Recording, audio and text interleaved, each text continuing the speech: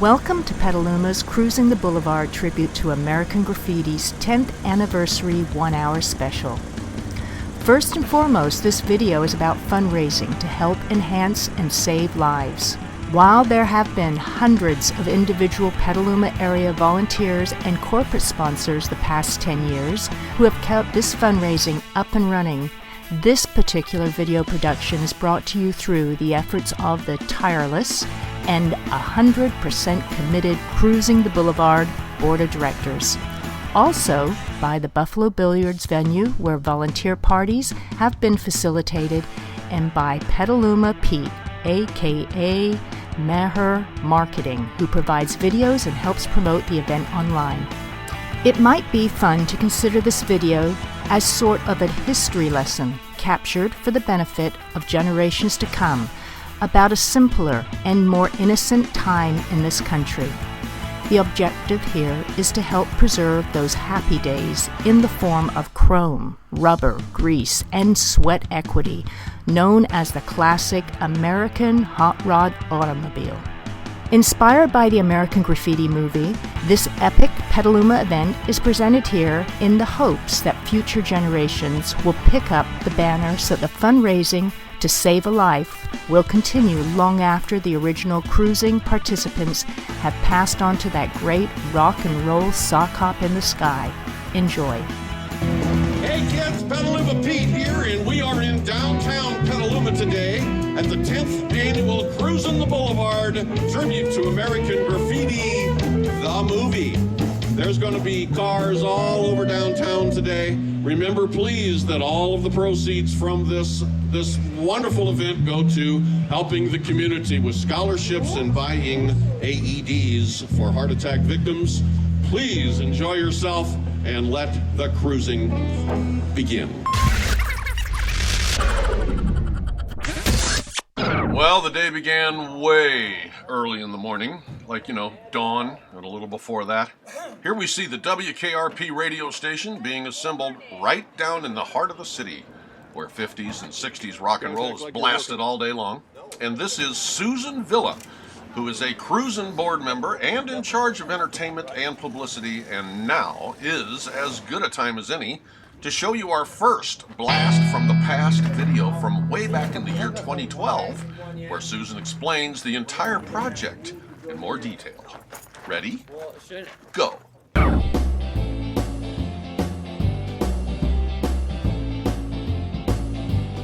Petaluma's salute to the George Lucas American Graffiti movie is an annual celebration of classic American cars, cruising the main drag, and rock and roll music of the 50s and early 60s. Net proceeds from each annual salute are invested in schools and community projects, as well as other programs that benefit arts, education, safety, and welfare. This event is brought to us by Cruising the Boulevard, Inc., an all-volunteer nonprofit founded in 2005 by a group of classic car and American graffiti enthusiasts. Susan Villa was there from the very beginning. We caught up with Susan and her family working away out in front of their barn a week before the event, where they were in the process of assembling a replica of the rock and roll radio station that appears in the American Graffiti movie. With deadlines upon them, the hammer and drill noises were filling the air and production continued while Susan stopped just long enough to tell us a little bit about what to expect. Day one, we actually start Thursday night, which is a scholarship dinner that's held in town, Petaluma.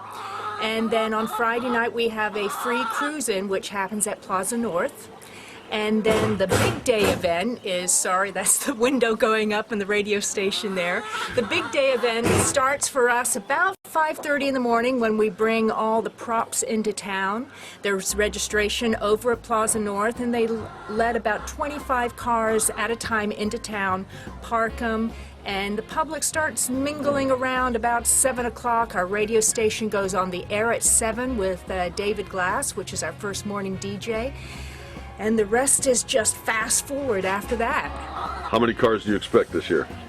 On the Saturday, we have approximately 370 registered cars.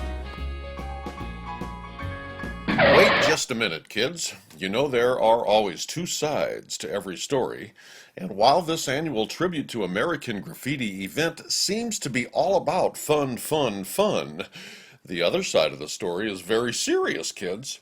Serious because Susan Villa and the other Cruisin' the Boulevard team will tell you the money raised from this event goes to giving back to our town. So listen to this seriousness. What we give back to the city is amazing, especially in this economic times. And one of our biggest things that we give back are AEDs. And AEDs are the heart defibrillators. The first year we were able to raise enough money to put a AED in each one of the police cars. The second year we were able to put them in all the high schools in town. There are additional police cars now we have outfitted, and with that we supply the training for the police officers and the coaches or the teachers where the schools are at. We have also provided a gurney for the paramedics in the downtown area. Welcome back to the year 2015, and while we continue to tour the downtown area, while everyone is still setting up for this, the 10th anniversary of this epic Petaluma event, and now that you have a better idea of what this event is all about, let's ask the following question. Where were you in '62? For many of us, remembering 1962 brings back images of high school girl or boyfriends, cars, Friday nights, and what we were going to do after high school. The American Graffiti movie was the famous George Lucas attempt to let all those who were not around back then to know what it was like to be a teenager in the 1950s and early 1960s. We think he did a great job. You know, it's a common misconception that American Graffiti, the movie, was filmed in Modesto, California, where Mr. Lucas grew up. The fact is that most of the memorable moments in this timeless coming-of-age movie classic were filmed in Petaluma, California, in 1972. Actress Candy Clark recalls, "It was summer, but it was really cold, very typical of summer nights in this Northern California city that today remains the quintessential American hometown, with its historic iron front and brick buildings, riverfront, and classic Victorian homes. Nearly all of the action in the film, which has several plot lines interwoven, takes place at night as teenagers in a typical American town of the post-war era cruise the main drag in their cars and hot rods. The intrinsic uniqueness of this film is that what is portrayed as happening in Modesto in 1962 was not unique at all. Whether you were a teenager in Belleville, Illinois, or Pontiac, Michigan, or Somerset, Kentucky, Hamilton, New Jersey, Petaluma, California, or any town USA, you cruised. Back then, at least in California, they called it tooling. George Lucas chose Petaluma as the setting for most of the filming when the city of San Rafael revoked his permit after the first night of shooting because a local bar owner complained that the late-night schedule was disrupting his business. Mr. Lucas immediately jumped in his car and drove to film-friendly Petaluma, where he was welcomed with open arms. Although filming in San Rafael was allowed to continue for a couple more days, after making necessary logistical arrangements, Director Lucas moved his production to Petaluma and completed filming most of the movie here. American Graffiti premiered on August 1st, 1973 at the Petaluma Theater, now named McNear's Mystic Theater and Music Hall, and at other locations. It won instant critical acclaim and quickly became a box office smash. Regarded as one of Mr. Lucas' best and most personal films, it earned 4 Academy Award nominations, including Best Picture. Filming took just 28 nights and came in on budget at what is purported to have been $777,777.77. Filming took just 28 nights and came in on budget. Between worldwide box office receipts and video rentals, it is reported to have grossed more than $170 million, perhaps the most profitable movie ever filmed, and provided Lucas with the financial resources to produce his Star Wars and Indiana Jones serials, and to establish his Bay Area special effects studio, Industrial Light and Magic, along with Lucasfilms Limited and LucasArts. The film's young cast included many actors and actresses that today are either Hollywood stars or American graffiti culture icons.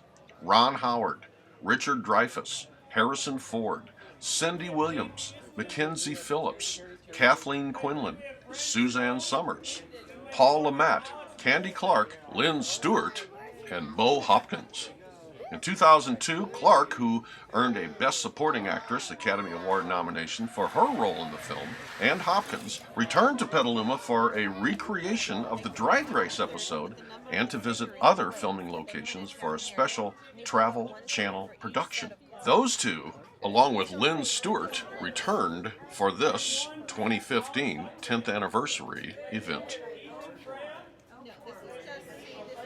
Well, we just walked the entire downtown area for the first time early in the morning, and here we are back at the radio station, where you can clearly see we are being summoned by our very own Mayor David Glass, who also doubles as a DJ, spinning records and interviewing whomever he can get his hands on this early. And it looks as if we are no exception.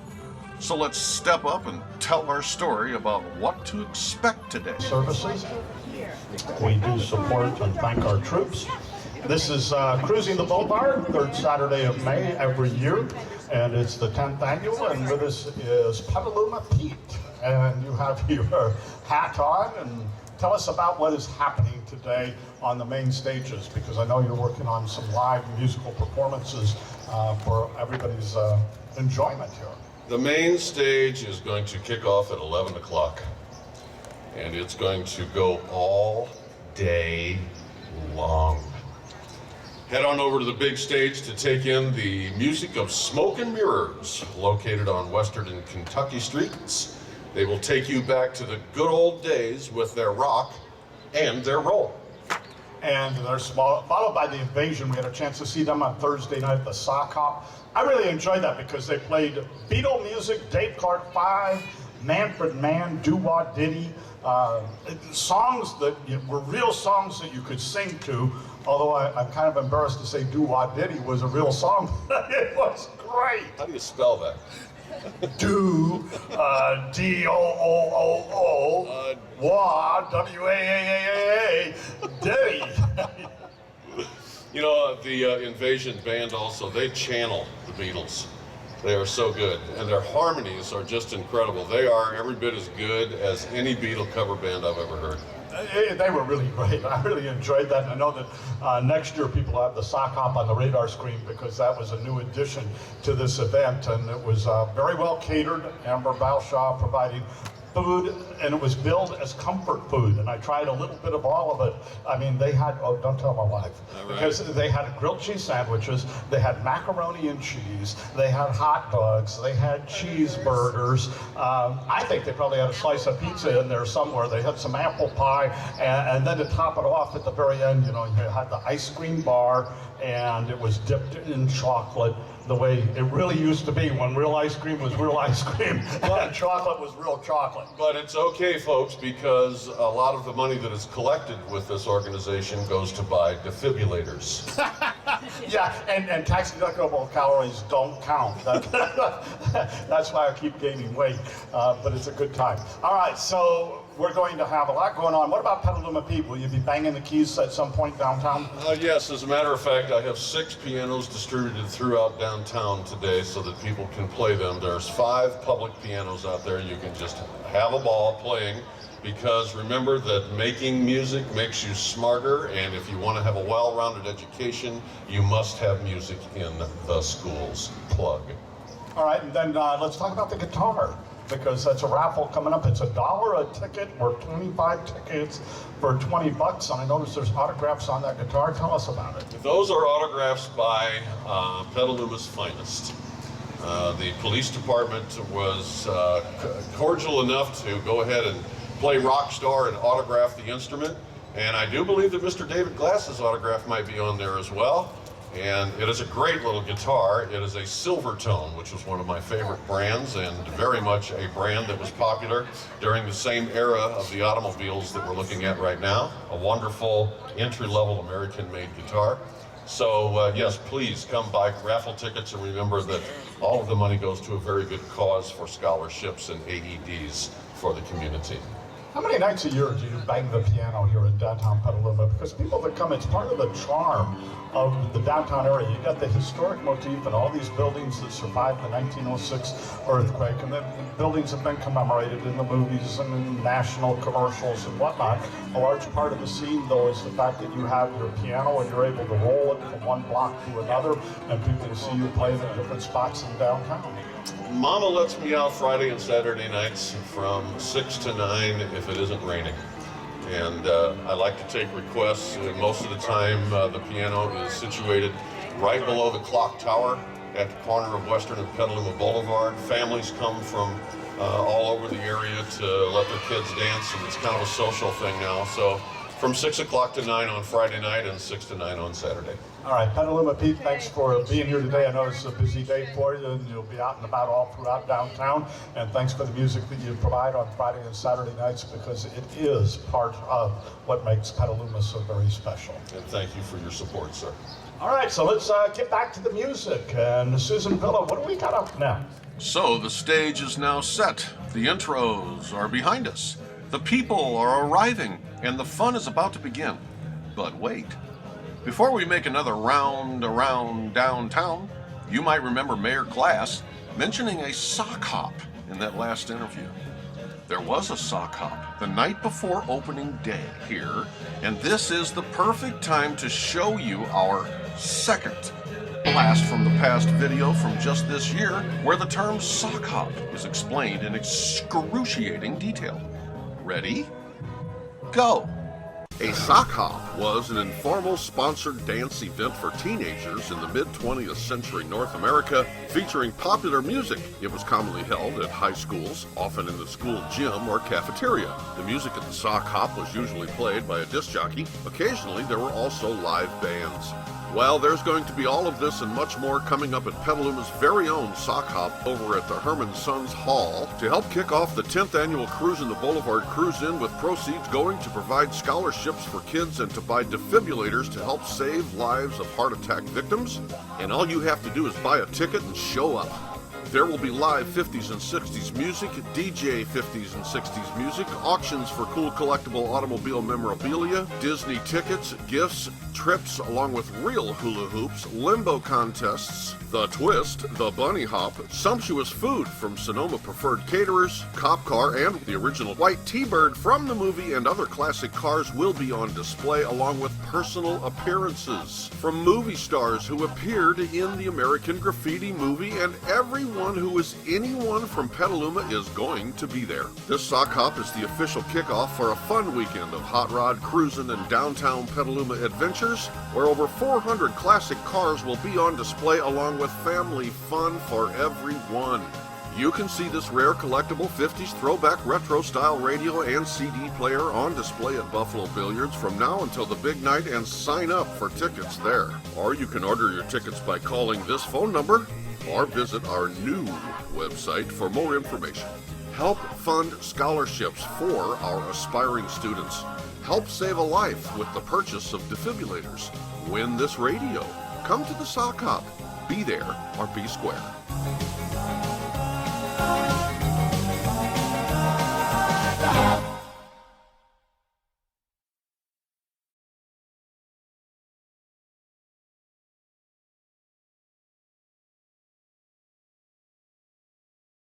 This seems like as good a time as any to put in a plug for our historic downtown Petaluma, located in picturesque Sonoma County, California. When you step foot in downtown Petaluma, you instantly feel the history it exudes and the care the community has taken to preserve and rejoice in it. And you'll see why shopping in downtown is a one-of-a-kind experience. You won't find these places anywhere else. Our business community is made up of our community members, people that work to share their passions with you. Now we are coming up on the coolest tent in town, where participants can buy cool American Graffiti collectibles. All of the items you see here are also available online at AmericanGraffiti.net, by the way. But if you missed this year's or last year's salute, whether for your own collection or to give as a gift, These American Graffiti Salute collectibles are one of a kind, direct from the city in which most of the movie was filmed in 1972, and they're not available anywhere else. And now, ladies and gents, it's time to meet the visiting movie personalities. They sat in their own special tent right out in front of the Masonic Temple clock tower all day long, meeting, greeting, and signing autographs. William Hopkins, known as Bo Hopkins, was born in Greenville, South Carolina. Bo's acting background started at the infamous Desilu Playhouse under the guidance of Uta Hagen. His first major film acting role was in the Western classic The Wild Bunch with Ernest Borgnine, William Holden, and Edmund O'Brien. From there, his career was on the fast track to stardom. Cadence June Candy Clark, born in Norman, Oklahoma, played the role of Debbie Dunham, which garnered her an Academy Award for Best Supporting Actress category nomination. Clark's first acting role was the character of Faye in John Hudson's film Fat City in 1972. Lynn Marie Stewart, born in L.A., played the part of Bobby in the American Graffiti film, but is best known for her performance as Miss Yvonne, the most beautiful woman in Puppetland on the Pee Wee Herman Show and Pee Wee's Playhouse. She also played several different nurses on the television series MASH. Next, we meet artist Elise Dernberger, who said she was honored to be invited back as the event artist for 2015's Cruisin' the Boulevard event. This year's theme is very exciting and colorful, she said. We chose to commemorate the 10th anniversary of our town's American Graffiti celebration by featuring 10 of the sparkliest cars of the movie on the streets of Petaluma. Early one fall morning, we took over a section of the downtown for a quick photo shoot so that I could have the majority of visual resources to begin the new painting, and it worked like a charm. Now let's talk about the cars featured in the movie while we watch the 2015 Cruisin' event Pickup Steam. We must warn you, this next segment is very car-centric in terms of narration for those dyed-in-the-wool car nuts out there who love to live and sleep classic cars and hot rods and love to talk nuts and bolts. This event is, after all, pretty much about the nuts and bolts, along with the blood, sweat, and tears and busted knuckles that keep these rare and wonderful vehicles alive and cruising. We will quote pretty much directly from the AmericanGraffiti.net website, where this information is captured because, frankly, you can't make some of this stuff up. So if you're not a nuts and bolts car nut, feel free to turn down the volume here and simply enjoy the eye candy as the festivities unfold. First, the 32 Deuce Coupe. George Lucas wanted a car that would evoke circa 1962 memories of the cruising he experienced growing up near Modesto. He and movie producer Gary Kurtz whittled a list of potential car candidates down to a red, full-fendered coupe, finally basing their selection on its chopped top. Henry Travers, the film's transportation manager, was given the enviable task of overseeing the coupe's reconstruction as a bona fide hot rod. Henry trailered the car to Bob Hamilton's shop in Ignacio for the conversion. Lucas wanted a highboy with bobbed rear fenders to emphasize the fender laws that hot rodders continually confronted more than 50 years ago. Reconstruction included the addition of motorcycle front fenders, aluminum headlight stanchions, and chrome plating for the dropped I-beam solid axle. Also, the grille and shell were sectioned a few inches. Next, the car was trailered to Close Orlandi's Body and Fender in San Rafael for its coat of canary yellow lacquer paint. The interior, which was red and white tuck and roll Naugahyde, was dyed black. Johnny Franklin's mufflers in Santa Rosa added the Manafray intake manifold, a quartet of Rochester 2GC 2-barrel carbs, and no-name valve covers to the 1966 327 Chevy motor with Fuelie heads. Franklin's also built and installed the Sprint race car style header exhaust system based on dimensions provided by Mr. Lucas. The remainder of drivetrain included a Super T10 4-speed and 411 gears in a 57 Chevy rear end. You can still see the holes in the frame for the special removable platforms used by the camera crew for close-up filming of the street cruising scenes. The prop department made the THX 138 license plate as a play on the THX 1138 science fiction film made by George Lucas while in film school at USC in Los Angeles. This letter and number combination was also used on a Jeep in a scene, along with Mr. Lucas, in Francis Coppola's 1979 movie Apocalypse Now. Prior to More American Graffiti in 1979, the coupe went back to Orlandi's shop for a new paint job, same color, but acrylic enamel replaced the lacquer. In 1983, after the More American Graffiti movie, Steve Fitch acquired the coupe in a sealed auction bid. He had previously acquired the movie's black 55 Chevy. In 1985, Rick Fagari purchased the coupe. Rick then entrusted the coupe to Roy Brazio's shop in South San Francisco to make it roadworthy again. Work included rewiring and rebuilding the T10 4-speed, aluminizing the chrome headers, and making stronger front fender brackets. The 327 was also rebuilt. A funny note about the coupe: after the film was finished, they tried to sell it and couldn't get the asking price of $1,500. Today, both the 32 Ford Coupe and a clone of the 55 Chevy are owned by San Francisco resident Rick Fagari. Speaking of the 55 Chevy, there were 3 black 55 Chevys used in the film, 2 of which were used in the 1971 movie Two-Lane Blacktop. The one used for exterior shots for both movies, and driven by Harrison Ford in American Graffiti, had a fiberglass shell that covered a 427 motor coupled to an M22 Muncie transmission and 488 Olds rear end. Henry Travers said that they had so much trouble getting that damn Chevy started each time, his words. Initially, he thought it might be a problem with the starter motor, so one time he told one of the owners of another 55 to drive 2 wheels up on the curb. With a couple of wrenches, he crawled under it and removed the starter motor and put it in the movie car. As it turned out, the guy who built the car had put the battery in the trunk, and apparently because so much of the car was fiberglass, somehow it wasn't getting full power to the starter. So Henry went out and bought heavy-duty battery cable and ran it directly to the starter motor. The stunt car for both movies, which was used in American Graffiti's drag race scenes, had a 454 motor, TH400 automatic, and unknown Olds rear end. The third car used for the explosion after the drag race rollover was a non-running salvage yard 55 Bel Air 2-door hardtop with a wood post installed in the B post area by Henry. Henry drove both the Deuce and the 55 Chevy in many scenes. Having grayish-colored hair, he recalls having the makeup department spray his hair black each time he drove a scene. I raced that 55 down Petaluma Boulevard in the first drag race scene where Falfa and Milner go off at a traffic light, recounts Henry. I also drove the coupe in the final drag race on Paradise Road. The 55 wouldn't roll over as part of the grand finale crash and had to be physically rolled on its side by the film crew. After the movie, George Lucas gave both Chevys to Henry Travers as a thank you. Henry was also in charge of selling the Deuce and the Impala. The 55 stunt double ended up in a wrecking yard and was crushed. Despite the fact that his father warned him to keep all of the cars, Henry parted out the stunt car and eventually sold the remaining 55 to Sam Crawford, who later sold it to Steve Fitch of Wichita, Kansas. Fitch ended up selling the Chevy to its current owner, Wayne Newsom, in Maryland, where it is today. Speaking of the 58 Impala, here's a story for you. It's owned by Mike and Sandra Familetti in Colville, Washington, and these are his words. As a teenager, about 35 years ago, I was ready to buy my first car. I didn't have much money, so I looked at a few wrecks and in several car lots.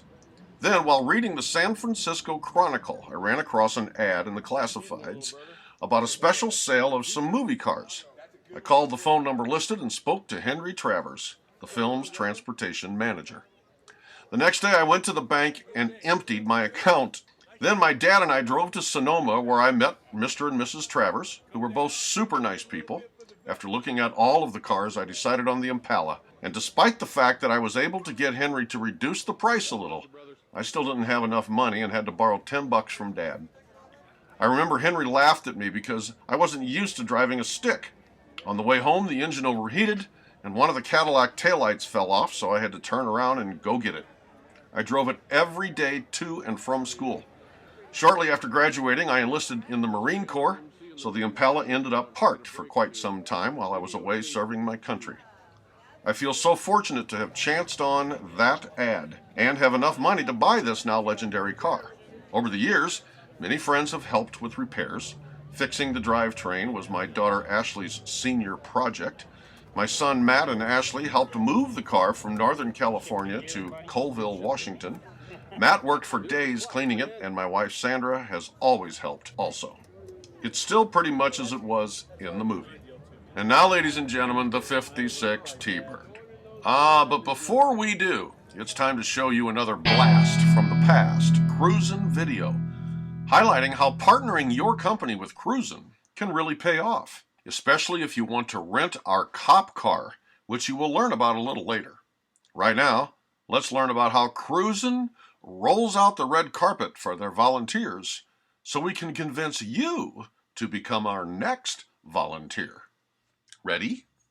Go. Do you remember this classic scene in the American Graffiti movie where Suzanne Somers flirts with actor Richard Dreyfuss? That classic T-Bird, the original from the movie, will be showcased at Petaluma's Buffalo Billiards, so you can sit in the driver's seat for pictures while listening to live 50s and 60s music brought to you by the Smoke and Mirrors Band, eat great food provided by Preferred Sonoma Caterers and Velasco's, participate in exciting raffles, enjoy beer samples brought to you by Hen House Brewing, and see classic cars from the American Graffiti movie era. Best of all, proceeds go to help save lives. Maybe even your life, or the life of a loved one with the purchase and placement of AEDs, otherwise known as Automated External Defibrillator, a portable device that can send an electric shock to the heart to help restore a normal rhythm. AEDs are used to treat sudden cardiac arrest and save lives. To that end, Cruisin' the Boulevard, Petaluma's Salute to American Graffiti, and Buffalo Billiards Petaluma have formed a partnership, and you get to party, party, party. Take your picture in the original T-Bird Suzanne Somers made famous, and while you're at it, save a life. See you there.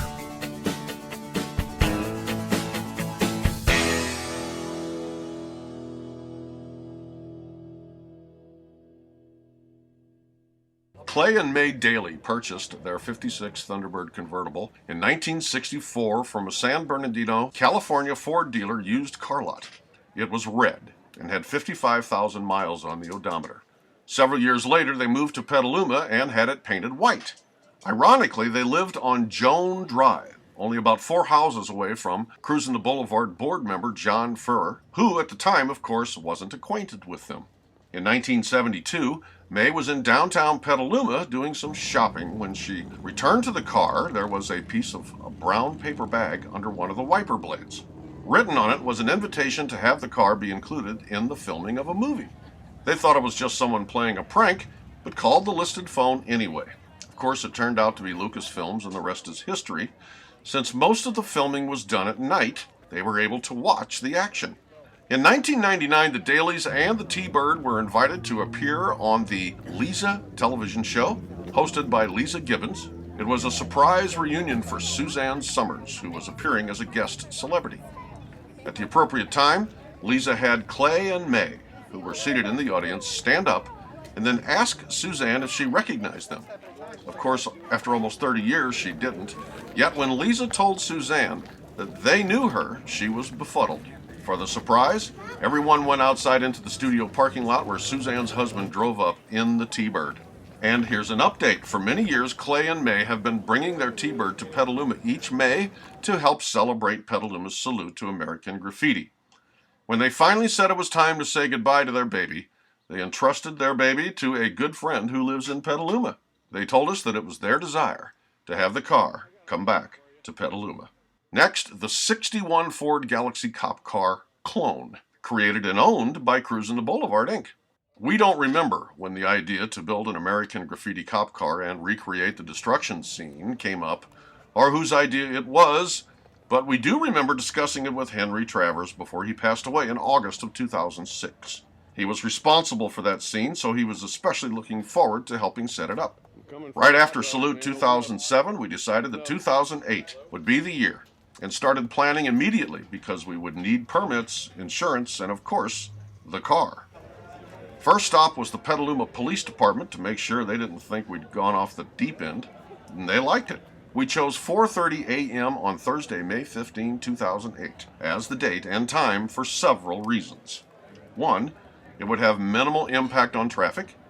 2, the original scene was also filmed in the early morning hours. Of course, the location would be the same empty lot between the McNear and Landmark buildings where George Lucas originally filmed it.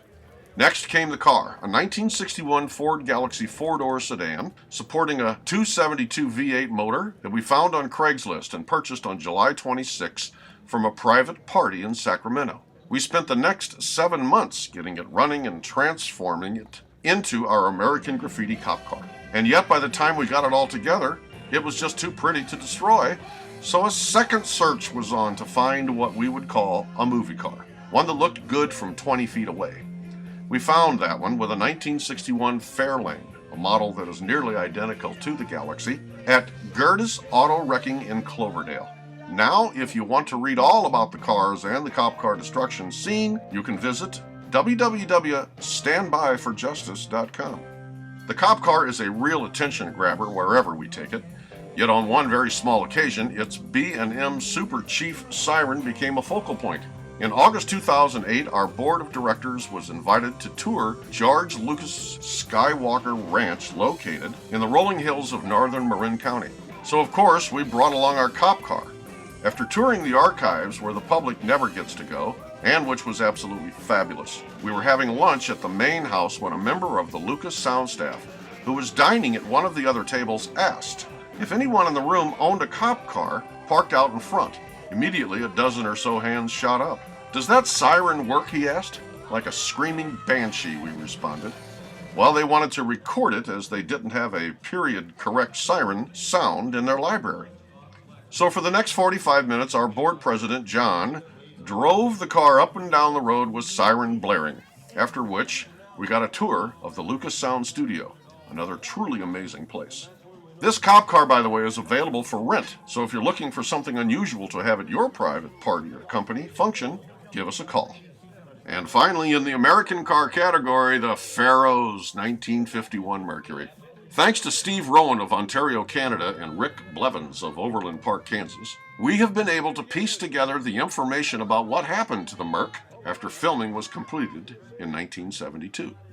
The car was returned to Universal Studios, where it sat on a back lot until it was purchased by David Lee Roth of Van Halen fame, who eventually sold it to rockabilly band Stray Cats leader Brian Setzer. Setzer is quoted as saying, "I had to sell that car for a really embarrassing price. It was a pile of junk. If he only knew." From here, the story gets a bit hazy, but from what we know, it was purchased by a young man in New York State. He may have gotten it directly from Setzer, or there may have been one or more other owners in between. It's reported that the New York owner, after being dumped by his girlfriend, committed suicide while in the car. The owner's father claims that is untrue, but apparently the bloodstains are there. The father refuses to sell the car, opting to let it rot away in his storage junkyard. This first photo is one taken during Setzer's ownership, and the other two are from the lot in New York. What a shame to see such an icon waste away. That's rock and roll. Then, of course, there is one more car. Not an American car, but a very iconic car that the folks from Cruising the Boulevard located, purchased, and brought back. And it is this.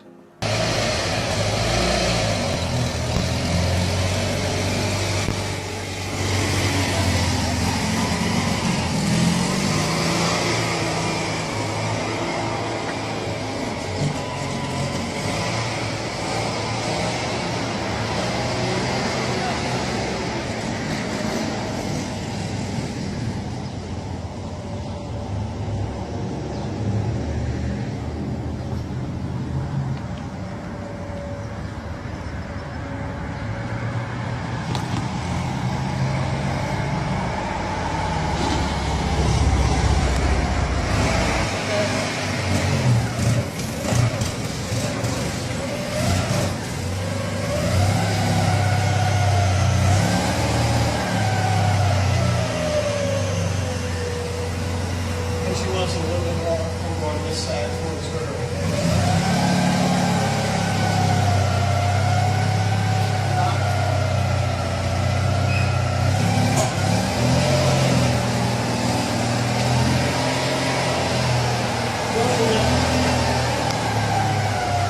On Friday, March 13, 2015, Frances Ravetti wrote the following words in her Sonoma County Life publication. One classic car featured in the fleet of motors in iconic 1973 coming-of-age classic movie American Graffiti is considerably more quirky than cool.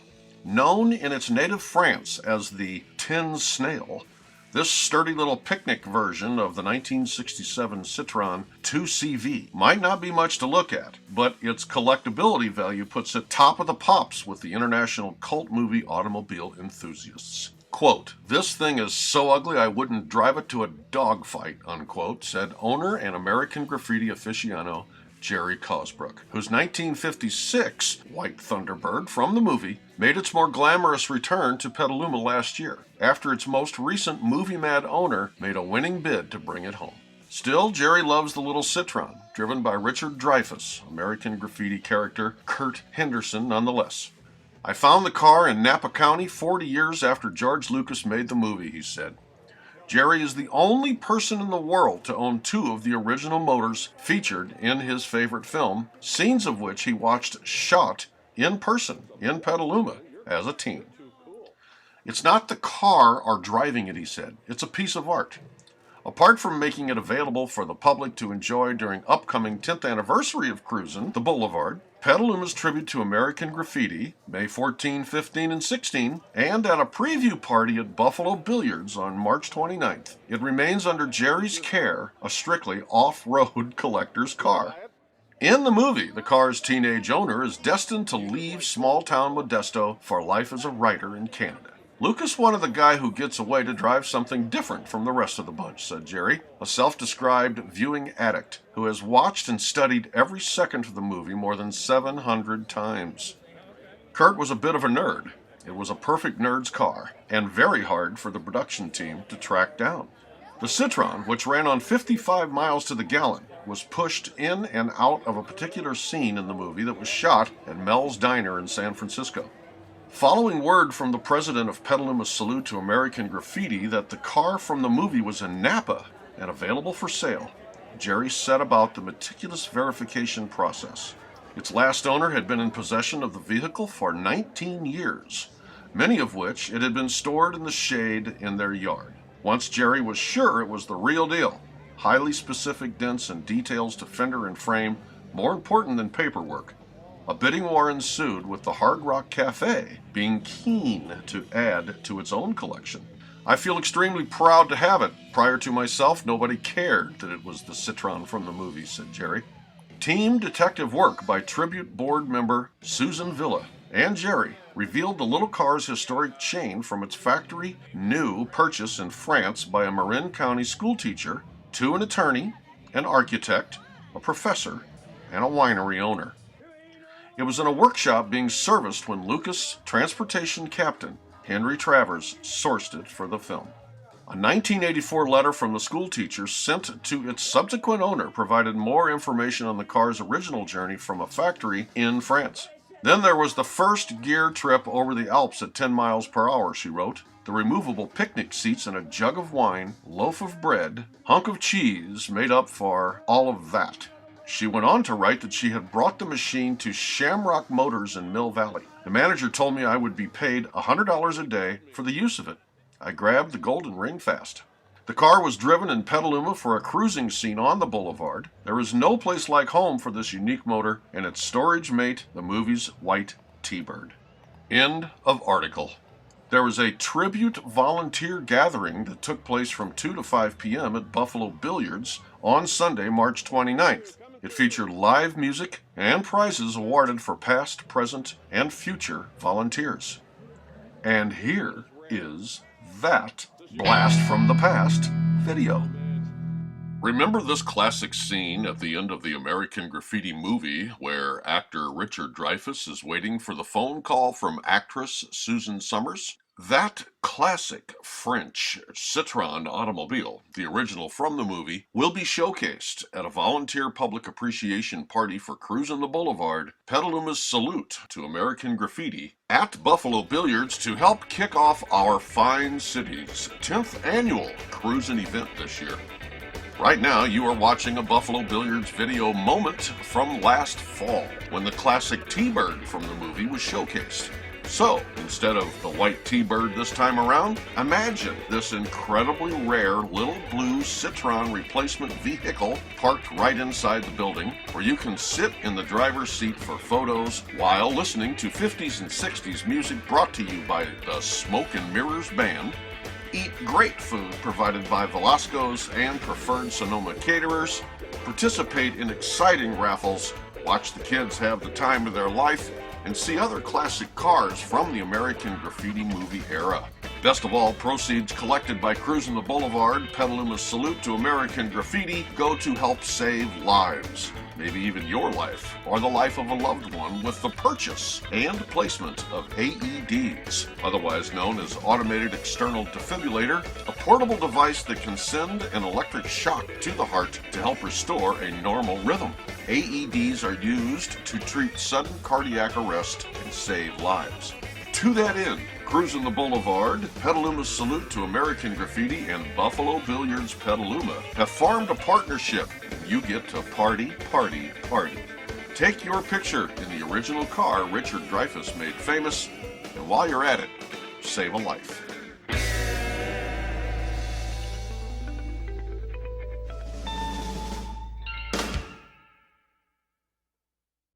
While all of these cars were key players in the American Graffiti movie, right along with all the actors, we would be remiss if we did not pay a special tribute to the one and only Wolfman Jack.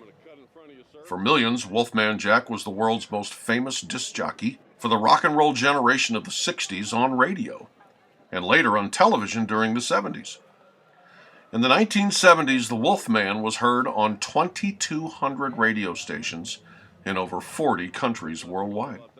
While much of the airwaves were segregated in the early 1960s, Bob Smith, aka Wolfman Jack, created his shadowy wild man alter ego so that he could play the rhythm and blues race records that he loved so much.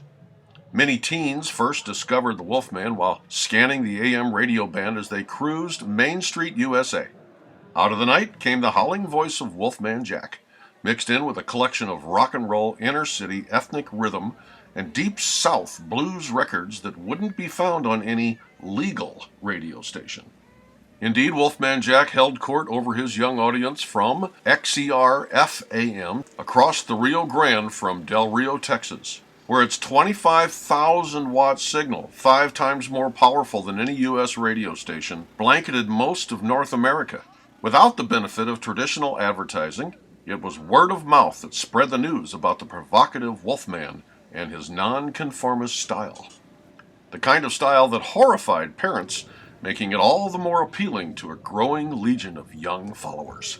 His first professional radio job was WYOU AM, Newport News, Virginia, where Bob took his first air name, Daddy Jules, paying homage to the strong influence black DJs had on his early years. His natural style and energy led to a large following of listeners, and soon, Daddy Jules was a popular attraction at local teen dances. In 1962, Bob moved on to Shreveport, Louisiana, where he quickly became a ratings success on KGIJ AM as Big Smith with the Records. Still, the potential of a local radio station couldn't begin to fulfill his dream of becoming a nationally known DJ. Yet it was here that the Wolfman Jack character actually first came to mind while Bob was playing records on KCIJ. Afterwards, Wolfman Jack went south of the border to XERF-AM in 1964, a super powerful radio station in Mexico that was reaching millions of listeners across North America and filling its airtime with U.S.-based preachers selling all sorts of religion. In 1965, Wolfman Jack moved to XERB 1090 AM, another power-pumping clear-channel radio station located across the border near Tijuana. Beaming his now trademark mix of rowdy rock, raw rhythm and blues, and verbal antics, the Wolfman quickly found a new legion of fans from Southern California up through the Great Northwest to the remote regions of Alaska and Canada. At the same time, the national press was beginning to take notice, and stories began to surface in Time, Newsweek, Life, and major newspapers around the world. Leading recording artists like Todd Rundgren, Leon Russell, Freddie King, and the Guess Who wrote chart-making songs about the Wolfman, and his popularity spiraled upward. One of the teens touched by Wolfman's radio programs was budding filmmaker George Lucas, who remembered the Wolfman when he wrote a simple screenplay, A Tale of Four Friends in a Small Northern California Town, graduates of the class of '62, preparing to go their separate ways. The film was American Graffiti, of course, which earned 4 Academy Award nominations and $55 million at the box office, making it one of the most successful films of the year. The movie also, once and for all, lifted the veil of mystery behind Bob Smith's character, and Wolfman Jack was about to make a transition from a cult figure to a full-fledged media megastar. Over the next few years, Wolfman entered the media mainstream, yet never losing his appeal as a spokesman for rock and roll. During an 8.5-year run as host of NBC's The Midnight Special, and through his more than 80 television appearances on other networks and in syndication, plus more than 2,800 personal appearances around the world, Wolfman is part of rock history. Wolfman Jack died July 1, 1995 of a heart attack in Belvedere, North Carolina. He was 56. And now comes our favorite time of the day, saving the very best to the very last.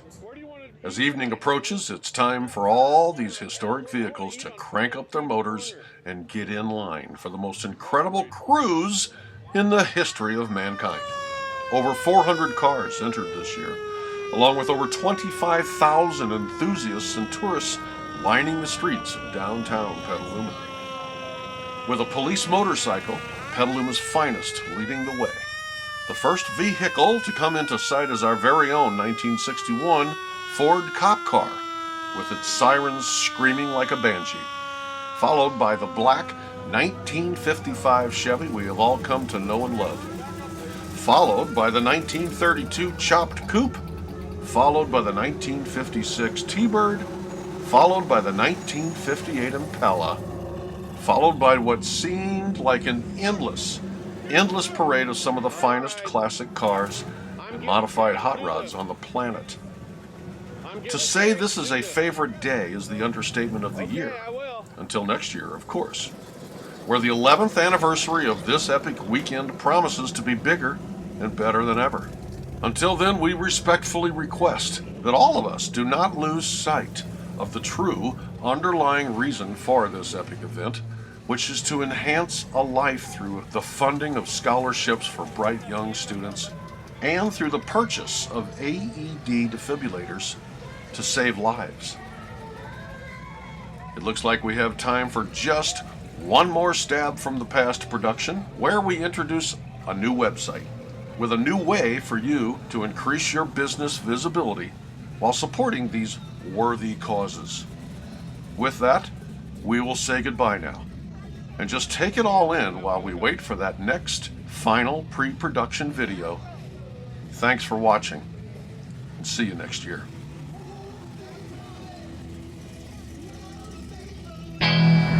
I just found this wonderful little 1957 Ford Ranchero, which is my favorite car and favorite year.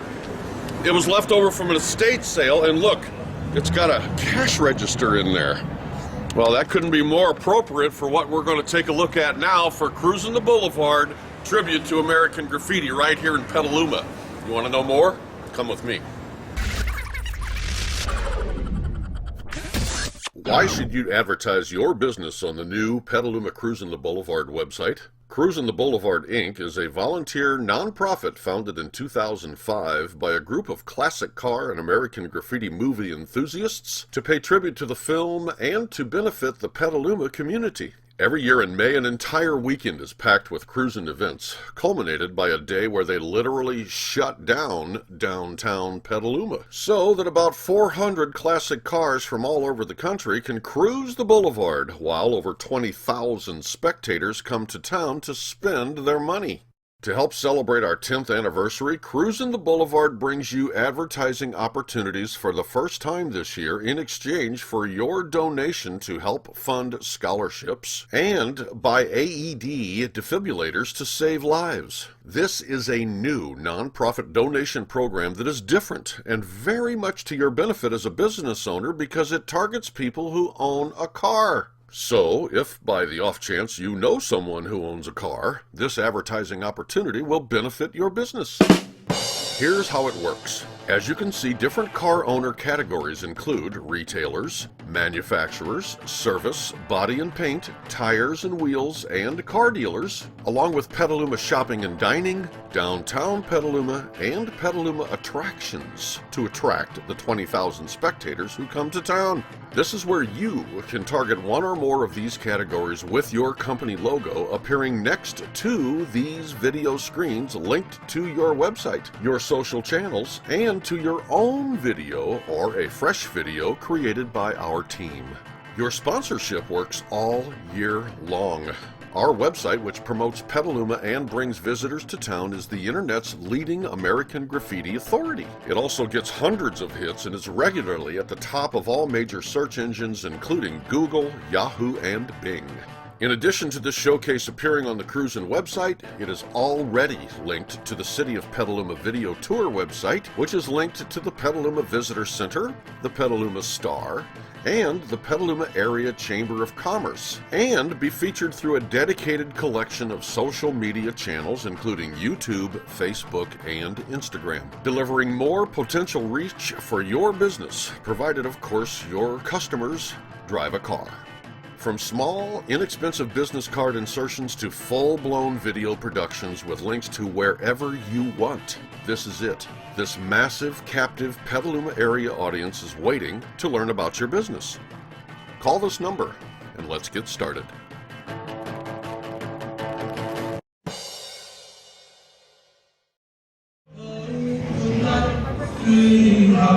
Good night. Well, it's 3 o'clock in the morning. Baby, I just can't get right. Well, I hate to leave you, baby. Don't mean maybe, because I love you so. Good night, sweetheart. Well, it's time to go. Good night, sweetheart. Well, it's time to